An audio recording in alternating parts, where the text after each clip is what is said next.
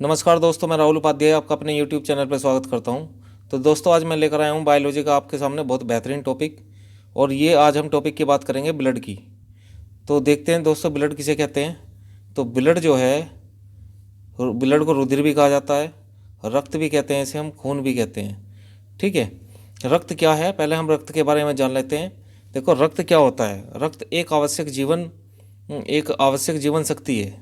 रक्त एक आवश्यक जीवन शक्ति है जो लगातार बहता रहता है और आपके शरीर को काम करने में मदद करता है। ठीक है, अगर ब्लड नहीं होगा तो जो हार्ट का काम होता है ब्लड को पंप करने का, फिर वो नहीं होगा तो फिर व्यक्ति कैसे सांस लेगा, है ना।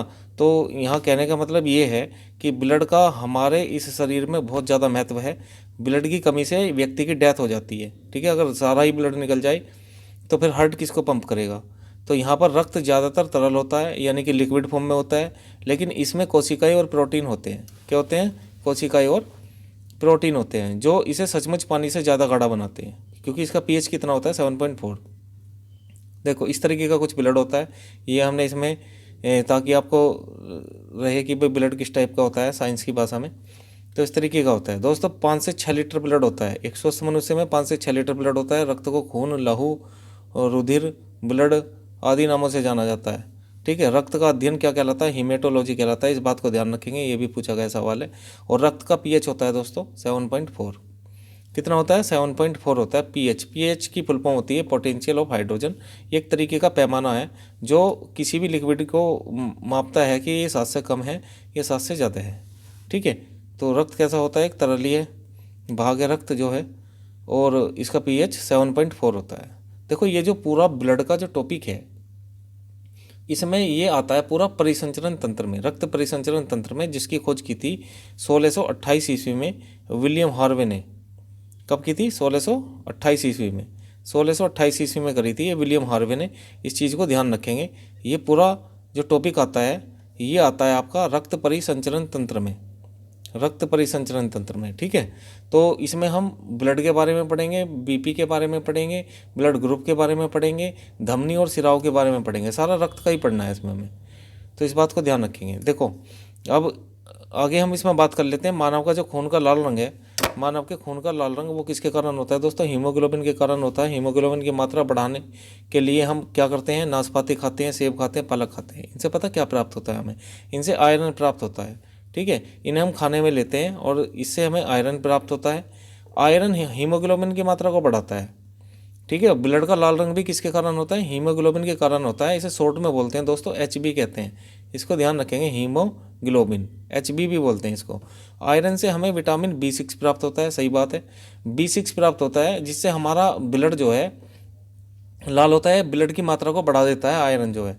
इसकी कमी से एनीमिया रोग होता है, यानी कि रक्त क्षीणता या रक्त की कमी हो जाना। विटामिन B6 की कमी से भी होता है ना। तो यही है, आयरन जो है विटामिन B6 को बढ़ाता है, B6। अब बात करते हैं जो रक्त है, जो ब्लड है हमारा, जो खून है, वो कितने प्रकार में बांटते हैं हम इसको दोस्तों? 2 भागों में बांटते हैं। एक तो होता है आपका सॉलिड फॉर्म, एक होता है लिक्विड में। ठीक है, जो सॉलिड पार्ट होता है उसमें 45% होता है ये, और तरल भाग जो होता है, जो लिक्विड वाला होता है, वो होता है 55%। ठीक है, लिक्विड 55% और जो सॉलिड पार्ट है वो 45%। अब सॉलिड पार्ट में कौन कौन सी चीज़ें आ जाएंगी आपका दोस्तों? आरबीसी आ जाएगी, डब्ल्यूबीसी आ जाएगी, प्लेटलेट्स आ जाएगी। रक्त जो है वो टोटल 4 कंपोनेंट से मिलकर बना है, यानी कि 4 मुख्य तत्वों से, अवयवों से मिलकर बना है। डब्ल्यूबीसी, आरबीसी, प्लेटलेट्स और प्लाज्मा। तो इसका जो चौथा पार्ट है, सॉलिड पार्ट, वो कौन सा होता है दोस्तों? वो होता है प्लाज्मा। ये अकेला ही 55% में होता है। ब्लड में हमारे अकेला ही 55% में होता है। ठीक है, तो एक एक करके हम बात करेंगे। इनसे प्रश्न पूछे जाते हैं, बड़े ध्यान से आपको क्लास देखनी है और अच्छे से नोट्स बनाने हैं। देखते हैं, पहला आरबीसी की बात करते हैं। इसका दूसरा नाम होता है दोस्तों एरिथ्रोसाइट। क्या नाम होता है इसका? एरिथ्रोसाइट होता है, ये लिखा हुआ है, ध्यान रखना। आरबीसी के अंदर हीमोग्लोबिन बनता है। ठीक है, इसी के कारण ये लाल होता है। आरबीसी की फुल फॉर्म क्या होती है? रेड ब्लड सेल, या हम इसको बोलते हैं लाल रक्त कणिकाएं या कोशिकाएं, एक ही बात है। इसमें केंद्रक नहीं पाया जाता, लेकिन इसका एक्सेप्शन केस भी है, ऊंट और लामा। ठीक है, गूगल से सर्च करके देख लेना लामा किस तरीके की होता है।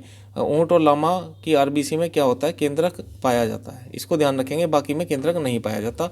और इसका जो जीवन काल है, ये वेरी वेरी मोस्ट है, कई बार पेपर में पूछा गया है, वेरी वेरी मोस्ट इंपॉर्टेंट है। आरबीसी का जीवन काल कितना होता है? तो आपको आंसर बताना है इसका 90 से 120 दिन। यानी कि 90 से 120 दिन में ये क्या हो जाती है, ये मृत हो जाती है। ठीक है, मृत हो जाती है। और मृत होने के बाद में कहाँ पहुँचती हैं, ये पहुँचती हैं पलीहा के पास में। इसलिए पलीहा को दोस्तों क्या कहते हैं, आरबीसी का कब्रिस्तान कहा जाता है पलीहा को। इस चीज़ को ध्यान रखेंगे। पलीहा को इंग्लिश में बोलते हैं स्प्लिन। क्या कहते हैं, स्प्लिन कहते हैं, स्प्लिन। पलीहा को स्प्लिन कहा जाता है। पलीहा को ब्लड बैंक के नाम से भी जाना जाता है, क्योंकि इकट्ठा हो जाती है ना आरबीसी यहाँ पे आके। 120 दिन के बाद में ये मृत हो जाती है, फिर नहीं बन जाती हैं। इस तरीके से ये प्रक्रिया चलती रहती है। ठीक है, तो सारी की सारी कहाँ इकट्ठी होती हैं, पलीहा में होती हैं, जिसे हम स्प्लिन कहते हैं। आरबीसी की संख्या कम होने से एनीमिया रोग होता है। ठीक है, एनीमिया वही आपको पता ही है, रक्त की कमी हो जाना। तो रक्त की कमी हो जाती है दोस्तों। आरबीसी की संख्या ज़्यादा होने पर देखो इनकी संख्या घटती बढ़ती रहती है। अगर ज़्यादा हो जाए तो भी दिक्कत परेशानी हो जाएगी। तुमने देखा होगा रेड रेड मतलब ब्लैक ब्लैक से धब्बे बन जाते हैं बॉडी पे, है ना, ब्लड ज़्यादा होने पर। यानी कि ये आरबीसी की संख्या ज़्यादा होने पर पॉलीसाइथेनिया रोग हो जाता है। एक रोग थैलीसीमिया भी होता है जो बच्चों में पाया जाता है। इसमें क्या होता है दोस्तों, इसमें होता है जो बच्चों में पाया जाता है उसमें इसकी जो संख्या होती है वो 50 से 60% मतलब 50 से 60 दिन ही इसका जीवन काल होता है। कुछ बच्चों में तुमने देखा होगा कि इसमें ब्लड चढ़ता है। देखो इसमें क्या हो जाता है, थैलीसीमिया रोग में इसमें जो है ब्लड जो है नीला पड़ जाता है। नीला किस लिए पड़ता है, ये जो चिप्स वगैरह खाते हैं तो उसमें नाइट्रोजन गैस भरी हुई आती है, तो हमें ऑक्सीजन ना मिलकर तो नाइट्रेट मिलती है, जिसकी वजह से इनका जीवन काल घट जाता है। 50 से 60 दिन ही रह जाता है बच्चों में आरबीसी का जीवन काल। तो ये जो रोग है थैलीसीमिया, ये बच्चों में पाया जाते हैं। तो फिर इसमें क्या होता है, जब ब्लड की कमी हो जाती है तो ये मृत हो जाती है 50 से 60 दिन में। कहाँ इनका जीवन काल 90 से 120 दिन। और जब ये जल्दी मृत हो जाएंगी तो फिर हमारे में बॉडी में ब्लड की कमी हो जाएगी। तो इस ब्लड की कमी को दूर करने के लिए ऐसे बच्चों में ब्लड चढ़ता है, ब्लड चढ़ाया जाता है। ठीक है, ध्यान रखेंगे इसको भी। अब देखो आगे बात कर लेते हैं दोस्तों। इसकी संख्या पुरुषों में बहुत ज़्यादा होती है संख्या ही, है ना, 4.5 से लेकर 5 मिलियन तक होती है। 1 मिलियन में कितने होते हैं बताओ, 1 मिलियन में होते हैं 10 लाख। जबकि महिलाओं में कितनी होती है, ये 4 से 4.5 मिलियन होती है। ठीक है जी, तो मिलियन आप जानते ही हो, है ना। अब तो ज़्यादा पता है कि भाई मिलियन का मतलब क्या होता है। यूट्यूब पे कहते हैं ना भाई मेरे 1 मिलियन हो गए सब्सक्राइबर, 2 मिलियन हो गए, इस तरीके से। तो यह मिलियन में संख्या बहुत ज़्यादा होती है। और यहाँ पर अगर साइज़ की बात करें तो साइज़ में तो डब्ल्यूबीसी बड़ी है, फिर इससे छोटी प्लेटलेट्स है, फिर उससे छोटी है आरबीसी। लेकिन अगर क्वांटिटी में बात करें तो क्वांटिटी में दोस्तों आरबीसी सबसे बड़ी है, फिर प्लेटलेट्स है, और फिर नंबर आ जाता है किसका, डब्ल्यूबीसी का। आरबीसी का जो आकार होता है दोस्तों वो होता है गोलाकार। देख लो इस तरीके की कुछ आरबीसी होती है, इस तरीके की होती है आरबीसी। ठीक है, ये गोलाकार होती है, ये देख रहे हो ना, ये इस तरीके से गोल गोल चल रही, तो ये आरबीसी है। आरबीसी के कार्य देख लेते हैं अब क्या होता है। आरबीसी के कार्य, मानव शरीर में ऑक्सीजन ऑक्सी हीमोग्लोबिन के रूप में होती है। यानी कि इसके पास में 4 कंपोनेंट होते हैं हीमोग्लोबिन के पास में ऑक्सीजन के। जैसे ये हीमोग्लोबिन है, इसके पास में इधर भी O2, इधर O2, ठीक है, इधर O2 हो जाएगा और इधर O2। ठीक है, ये होता है। आरबीसी का मुख्य कार्य क्या होता है, फेफड़ों से ऑक्सीजन को शरीर के बाकी हिस्सों तक ले जाना और कार्बन डाइऑक्साइड यानी कि जो CO2 गैस है वो वापस फेफड़ों में ले जाना। ठीक है, देखो ऑक्सीजन वाला जो ब्लड होगा वो होता है प्योर ब्लड, और ऑक्सीजन के साथ में जो भी गैस होगी वो होता है इम्प्योर ब्लड। जो इम्प्योर ब्लड होता है वो फेफड़ों के पास में होता है, लंग्स के पास में, और जो प्योर ब्लड होता है वो किसके पास में होता है, हार्ट के पास में होता है। ये मैं आपको पहले ही डिस्कस कर चुका हूँ, बता चुका हूँ। अब बात करते हैं डब्ल्यूबीसी की। ये दूसरा कॉम्पोनेंट है इसका डब्ल्यूबीसी ब्लड का, जिसे कहते हैं वाइट ब्लड सेल, या हम इसे हिंदी में कहते हैं श्वेत रक्त कणिकाएँ या कोशिकाएँ। इनकी संख्या कितनी होती है दोस्तों, 8,000 से 10,000, 8,000 से 10,000 होती है। ठीक है, एक जीरो लगनी थी, इसमें टाइपिंग मिस्टेक हुई है। ठीक है, तो इतनी होती है। इसका जीवन काल कितना होता है दोस्तों, 3 से 4 दिन। वेरी मोस्ट इंपॉर्टेंट है, सबके जीवन काल पूछे जाते हैं। ठीक है, अब इनका अगर रेशो में बात किया जाए तो रेशो में होता है, आरबीसी बड़ी है क्वांटिटी में तो 600:1। RBC ratio WBC = 600:1। तो इसकी कमी से हमारे शरीर की प्रतिरोधक क्षमता क्या हो जाती है, कम हो जाती है। एक तरीके से जो डब्ल्यूबीसी हमें किससे बचाता है, रोगों से बचाता है। ठीक है, रोगों से बचाता है। तुमने देखा होगा मैंने HIV एड्स के बारे में डिस्कस किया था, और मैंने ये कहा था जो HIV है, HIV वायरस है, उसका फूड मतलब भोजन क्या होता है, डब्ल्यूबीसी। और डब्ल्यूबीसी का ही कार्य है प्रतिरोधक क्षमता को बढ़ाना। तो ये क्या काम करती है डब्ल्यूबीसी, हमें रोगों से बचाती है। इसलिए इसे सैनिक कोशिका के नाम से भी जाना जाता है। इस चीज़ को ध्यान रखेंगे, सवाल आता है पेपर में, सैनिक कोशिका के नाम से किसको जानते हैं, तो डब्ल्यूबीसी को जानते हैं। चलिए आगे बात कर लेते हैं। इसके 5 प्रकार होते हैं। एक तो होता है बेसोफिल, एक न्यूट्रोफिल्स, एक इओसिनोफिल्स, एक मोनोसाइट और एक लिम्फोसाइट। बेसोफिल, न्यूट्रोफिल्स और इओसिनोफिल्स, इसमें क्या होता है कि कभी कभी मान लिया हमने एक्सपायरी डेट की दवाई खा ली तो उससे बड़ी दिक्कत परेशानी बन जाती है, तो उनको उनको कौन रोकता है? ये रोकता है, न्यूट्रोफिल्स रोकता है, इओसिनोफिल्स, इनके काम होते हैं, इन तीनों के काम। ठीक है जी। और यहाँ पर जो है, ये जो नीचे देख रहे हो आप, मोनोसाइट और लिम्फोसाइट, ये डब्ल्यूबीसी की सबसे बड़ी ग्रंथि है और लिम्फोसाइट है सबसे छोटी ग्रंथि। इस चीज़ को आपको ध्यान रखेंगे। और इन्हीं ग्रंथियों का कार्य क्या है? इन्हें मेमोरी सेल्स भी कहते हैं। इन्हें क्या कहते हैं? मेमोरी सेल्स कहते हैं। ये क्या होता है कि जैसे हमने मान लिया कोई वैक्सीन वगैरह लगवाई, तो बाद में क्या काम करते हैं, इनका कार्य क्या होता है कि अगर वो वायरस हमारी बॉडी में आ रहा है दोबारा से, उसे रोकना, उसका विरोध करना और उसे बॉडी से बाहर निकालना। ठीक है, तो ये कहीं ना कहीं रोगों से ही लड़ती हैं। सारे के सारे जो टाइप हैं ये हमें रोगों से ही बचाते हैं। एक्सपायरी डेट की दवाई खा ली, एलर्जी होगी, है ना, इस तरीके की, या कोई वायरस हमारे बॉडी में एंट्री कर गया, तो इनसे बचाता है। और ये ही सब चीज़ें हमारी प्रतिरोधक क्षमता को क्या करती हैं? बढ़ा देती हैं। चलिए जी, अब बात कर लेते हैं तीसरे कंपोनेंट की। तीसरा कंपोनेंट है प्लेटलेट्स। इसको हिंदी में क्या कहते हैं दोस्तों? विम्बाणु कहते हैं। और इसका जीवन काल होता है 1 हफ्ता, कह दो 1 हफ्ता या 6 से 7 दिन। ठीक है, 6 से 7 दिन होता है। इसकी संख्या 4.5 से 5.5 लाख होती है। इसकी संख्या लाखों में होती है। और इसका कार्य क्या है? रक्त स्कंदन यानी कि ब्लड क्लॉट जमाना। ब्लड क्लॉट, ब्लड क्लॉट को जमाना होता है। ठीक है, इसके बाद में बात करते हैं। और वैसे भी विटामिन का, कौन सा विटामिन का होता है, आप मुझे कमेंट करके बताएंगे कि कौन सा विटामिन है जो ब्लड क्लॉट जमाता है, जमाने में मदद करता है। चलिए जी, अब देख लेते हैं चौथा कंपोनेंट्स। ये होता है प्लाज्मा। प्लाज्मा, प्लाज्मा क्या होता है भैया? ये एक रक्त में ये 55% होता है। यह ब्लड का तरल भाग है, सबसे ज़्यादा लिक्विड यही है। ये हल्के पीले कलर का होता है। अच्छा, तुमने देखा भी होगा, एक तरीके से मैं आपको बता भी देता हूँ कि ये जो ब्लड है, जैसे प्लाज्मा होता है ब्लड में, तो ये प्लाज्मा होता क्या है? तुमने देखा होगा कभी कभी बहुत तगड़ा एक्सीडेंट हो जाता है, तो एक्सीडेंट हो जाता है, तो एक्सीडेंट में अगर घाव गहरा है तो गहरे में आपको जो है प्लाज्मा दिखाई दे जाएगा, है ना। ब्लड के साथ में जो पीला पीले रंग का रेसा सा निकलता है, हल्का पीला रेसा, वो ही प्लाज्मा होता है।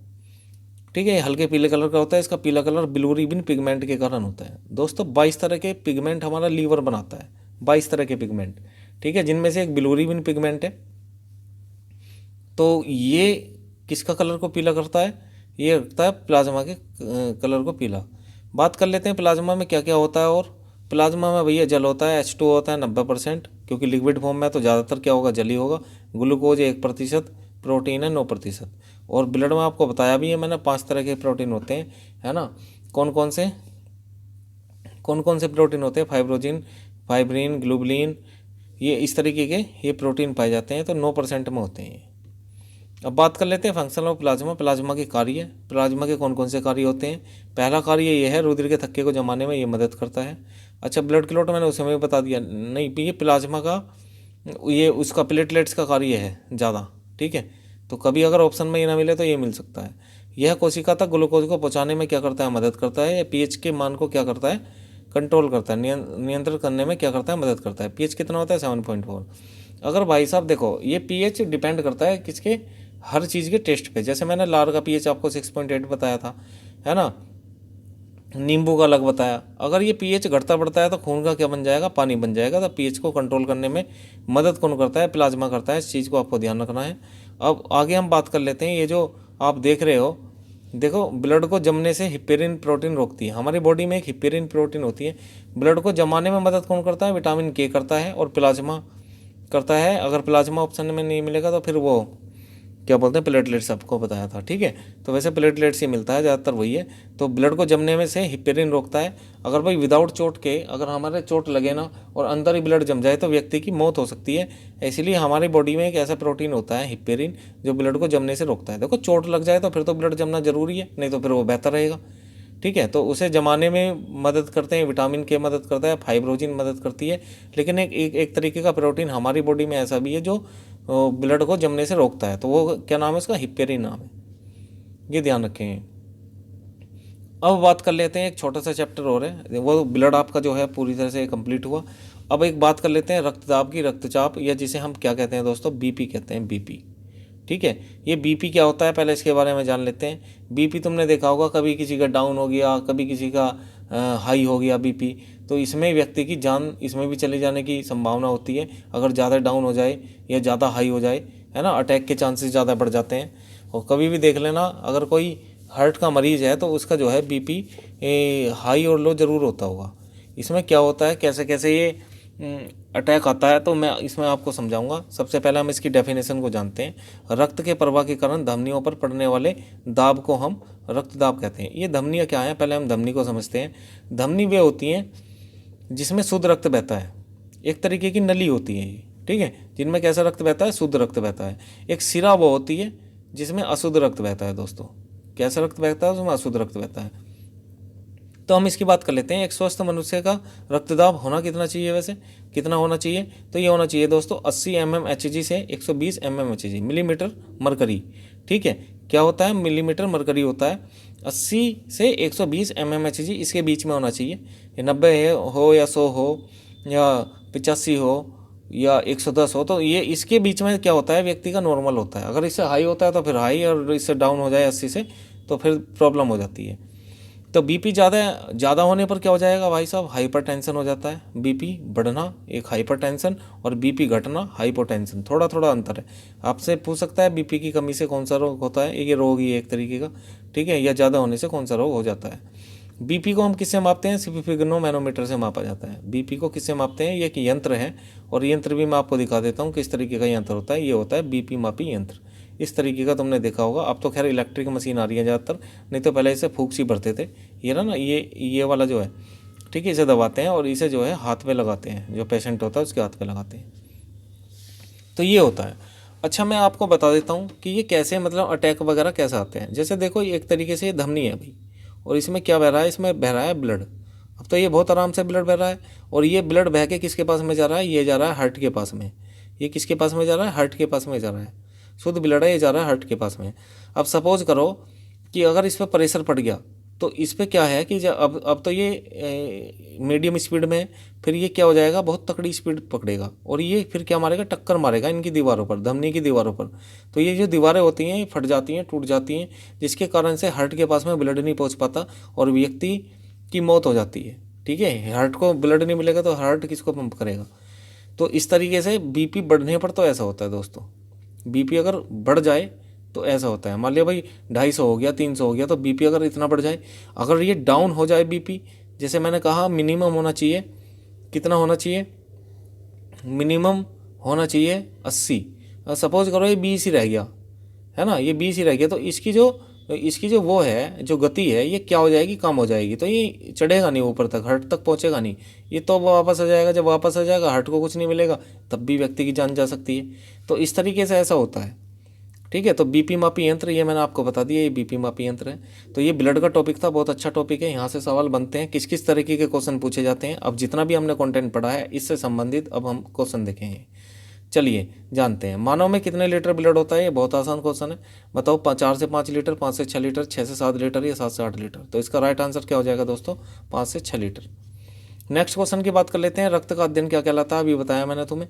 रक्त का अध्ययन क्या कहलाता है, क्या हिस्टोलॉजी कहलाता है, नहीं जी, हीमेटोलॉजी, हाँ जी, ये हीमेटोलॉजी कहलाता है। हिस्टोलॉजी क्या है, ये ऊतकों का अध्ययन है, ऊतकों का अध्ययन, या ऊतक बोलते हैं टिश्यू को। लिम्नोलॉजी, लिम्नोलॉजी किसका अध्ययन है, लिम्नोलॉजी है झीलों का अध्ययन दोस्तों, झीलों का अध्ययन। और पेडोलॉजी ये है मिट्टी का अध्ययन, मिट्टी का अध्ययन। ये भी लगातार आते हैं पेपर में, इनको भी ध्यान रखना है, रिवीजन में हो जाएंगे, इसलिए मैंने ऑप्शन इस तरीके के लिए हैं। आरबीसी का जीवन काल दोस्तों कितना होता है, ये होता है दोस्तों 90 से 120 दिन, ठीक है, 90 से 120 दिन होता है इसका जीवन काल। रक्त का लाल रंग किसके कारण होता है, रक्त का लाल रंग किसके कारण होता है, क्या हीमोग्लोबिन के कारण, प्लाज्मा के कारण, पली के कारण। तो इसका राइट आंसर हो जाएगा हीमोग्लोबिन के कारण, क्योंकि आयरन खा के हम इसी की मात्रा बढ़ाते हैं और इसी की वजह से हमारा ब्लड का कैसा रंग होता है, लाल रंग होता है। इसके बाद में बात कर लेते हैं डब्ल्यूबीसी का जीवन काल कितना होता है। तो डब्ल्यूबीसी का जीवन काल होता है दोस्तों 3 से 4 दिन, ठीक है, 3 से 4 दिन इसका जीवन काल होता है। 7 से 8 दिन किसका होता है, किसका बताया था मैंने, 7 से 8 दिन होता है प्लेटलेट्स का, प्लेटलेट्स, ठीक है जी। डब्ल्यूबीसी का 3 से 4 दिन, और आरबीसी का कितना होता है मुझे बताओ जरा, 90 से 120 दिन, 90 से 120 दिन तक होता है, 120 दिन। चलिए नेक्स्ट बात कर लेते हैं, रक्त का कब्रिस्तान किसे कहा जाता है। तो रक्त का कब्रिस्तान किसे कहते हैं, प्लीहा को कहते हैं। इसका राइट आंसर क्या हो जाएगा, प्लीहा या स्प्लीन। क्वेश्चन नंबर नेक्स्ट की बात कर लेते हैं। आरबीसी की संख्या कम होने से कौन सा रोग हो जाता है? तो ये हो जाता है दोस्तों एनीमिया रोग। ठीक है, एनीमिया रोग हो जाता है रक्त की कमी हो जाने से। आरबीसी की संख्या कम होने से कौन सा रोग होता है? एनीमिया रोग होता है। वैसे ये विटामिन B6 की कमी से होता है, यानी कि इसे हम बोलते हैं रक्त क्षीणता। रक्त क्षीणता यानी कि रक्त की क्या हो जाना दोस्तों? कमी हो जाना। नेक्स्ट बात कर लेते हैं स्वस्थ मनुष्य का बीपी कितना होता है। अभी मैंने बताया आपको 80 से 120 होता है, और ये भी क्या है, ये किस में मापा जाता है? mmHg में। इसको ध्यान रखेंगे, इसकी फुल फॉर्म है मिलीमीटर मरकरी।